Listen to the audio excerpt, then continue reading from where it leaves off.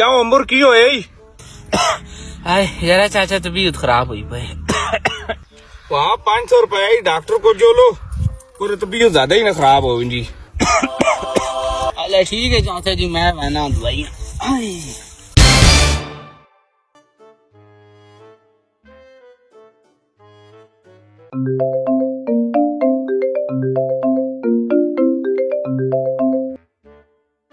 वो क्यों उम्र की आखने नहीं डॉक्टर हो।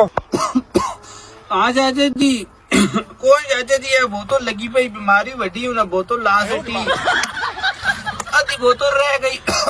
मैं जो ही मुकनी तुसा कोल आना।